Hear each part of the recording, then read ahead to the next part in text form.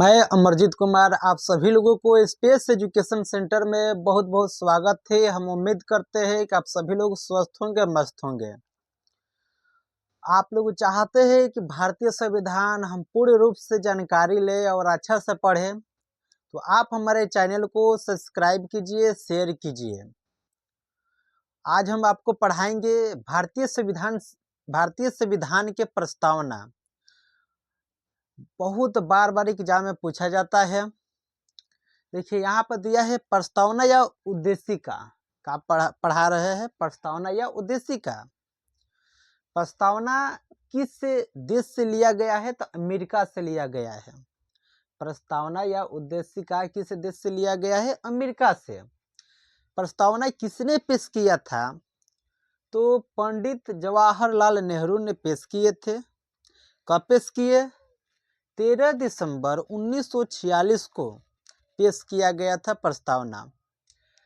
भाषा किस देश से लिया गया? पूछता है एग्जाम में कि प्रस्तावना की भाषा किस देश से लिया गया है? तो ऑस्ट्रेलिया से लिया गया है। इसी प्रस्तावना में क्या आता है? हम भारत के लोग भारत को संपूर्ण गणराज्य बनाने के लिए। इसके बाद बहुत सारा है, इससे आता है। अब इसमें हम देखते हैं कि प्रस्तावना में कौन कौन से शब्द है जो कि सबसे महत्वपूर्ण शब्द है। हम ये जो शब्द है एक एक शब्द कह के हम आपको अच्छा से समझाएंगे। जैसे यहाँ पर दिया संप्रभु। संप्रभु के बारे में हम समझाएंगे कि संप्रभु का अर्थ क्या होता है। ये दिया समाजवादी। समाजवादी के भी अर्थ समझाएंगे। पथ निरपेक्ष, लोकतांत्रिक, गणराज्य, न्याय, स्वतंत्रता, समानता। ये जो शब्द ही एक एक करके अच्छा से हम डिस्प्लेन करेंगे और बताएंगे। पूछा जाता है कि भारतीय संविधान कब अंगीकृत हुआ या पारित हुआ? तो भारतीय संविधान 26 नवंबर 1949 को अंगीकृत हुआ या पारित हुआ। भारतीय संविधान कब लागू हुआ? तो भारतीय संविधान 26 जनवरी 1950 को लागू हुआ। भारतीय संविधान बनाने में कितना समय लगा? तो 2 वर्ष 11 माह 18 दिन लगा। कितना समय लगा? 2 वर्ष 11 माह 18 दिन लगा। तो है कि संप्रभु का अर्थ क्या होता है। संप्रभु के अर्थ के बारे में हम बताएंगे। संप्रभु का अर्थ होता है कि कोई देश अपने आंतरिक और बाहरी निर्णय स्वयं ले सके, उसे हम संप्रभु कहते हैं। जैसे कि मान लेते कि कोई देश में कोई युद्ध हो रहा है, तो उस समय सरकार किसी से निर्णय नहीं लेगी, स्वयं निर्णय लेगी। आंतरिक और बाहरी निर्णय लेंगे और वह अपना कार्यकाल शुरू करेगी। कोई भी सरकार हो, ये भारत में भी है और कई ऐसे देश में भी है कि बाहरी और आंतरिक जो है स्वयं हम निर्णय ले सकते हैं। उसके बाद ये संप्रभु के प्रकार। संप्रभु के कौन कौन से प्रकार है इसके बारे में बताया गया है। देखिए, आंतरिक संप्रभुता, यानी आंतरिक देश में क्या हो रहा है इसके बारे में हम स्वयं निर्णय ले सकते हैं। जो भी सरकारें हैं स्वयं निर्णय ले सकती है। यहाँ पर बाहरी संप्रभुता, बाहर में क्या हो रहा है उस स्वयं निर्णय सरकार ले सकती है। कानूनी संप्रभुता, कानूनी जो संप्रभुता है ये संविधान लेगा। कौन से लेगा? संविधान। कानून संप्रभुता कौन लेगा? संविधान। इसके बारे में जो संविधान ही निर्णय लेगा कि क्या करना है। नाममात्र संप्रभुता किसके पास रहता है? तो राष्ट्रपति। किसके पास रहता है? राष्ट्रपति के पास क्या रहता है? नाममात्र संप्रभुता रहता है। वास्तविक संप्रभुता किसके पास रहता है? तो जनता के पास। किसके पास रहता है? जनता के पास। वास्तविक संप्रभुता जनता के पास रहता है। इसके बाद हम देखते हैं समाजवाद। समाजवाद क्या है? समाजवाद के बारे में हम बताते हैं।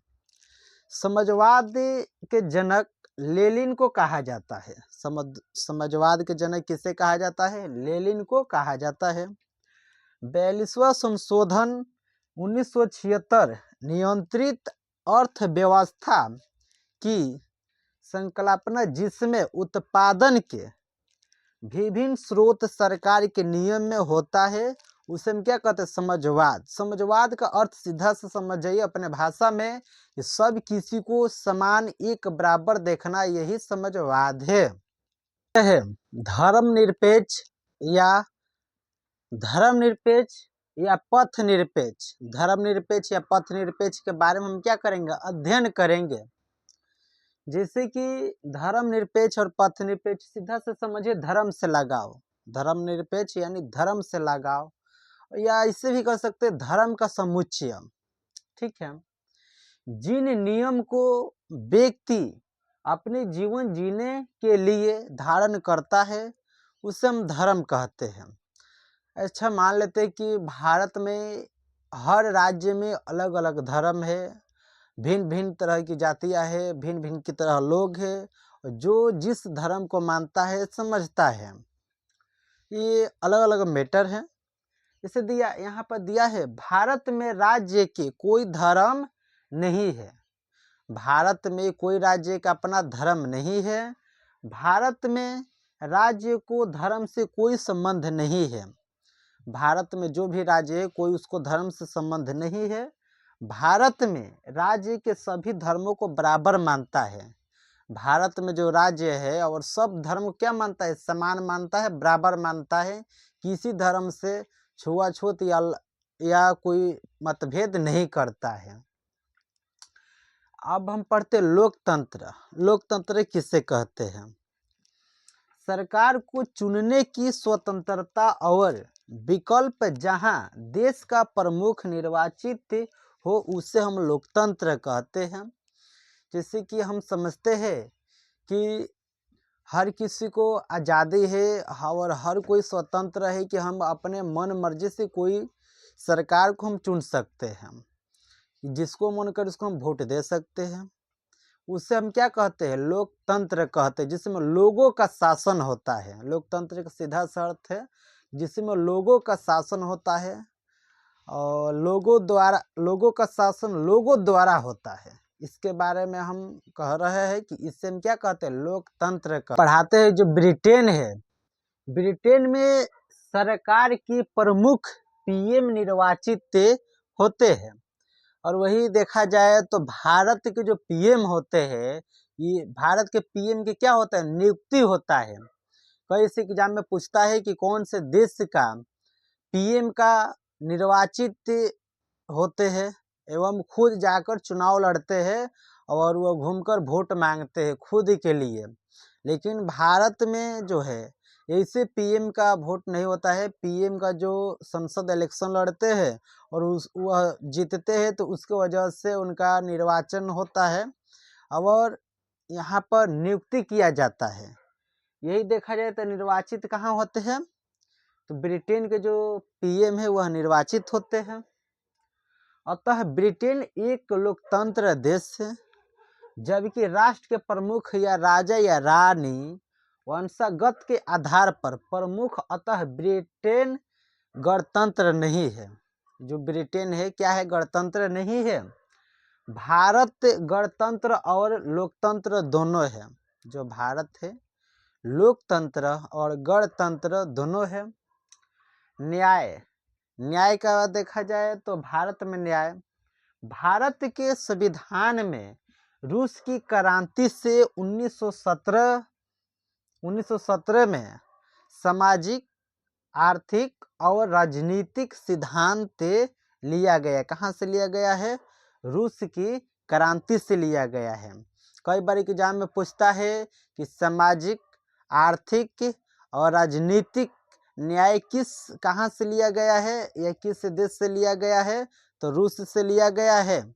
रूस से 1917 के क्रांति जब हुआ था तो वहाँ से लिया गया। सामाजिक न्याय के बारे में हम पढ़ते हैं। सामाजिक न्याय का अर्थ क्या होता है? सामाजिक न्याय का अर्थ होता है समाज में न्याय की स्थापना करना। सामाजिक न्याय का अर्थ क्या होता है, समाज में न्याय की स्थापना करना। समाज में न्याय की स्थापना करना। अनुच्छेद देखते हैं कौन सा अनुच्छेद है जो कि समाज में न्याय की स्थापना करता है और इसके बारे में विवेचना करता है या बताता है। आर्टिकल 38 जो है समाज में न्याय की स्थापना करता है। आर्टिकल 39 जो है समाज में न्याय की स्थापना करता है। आर्टिकल 41 से इंग्लिश में इसको हम आर्टिकल कहते हैं और हिंदी में अनुच्छेद कहते हैं।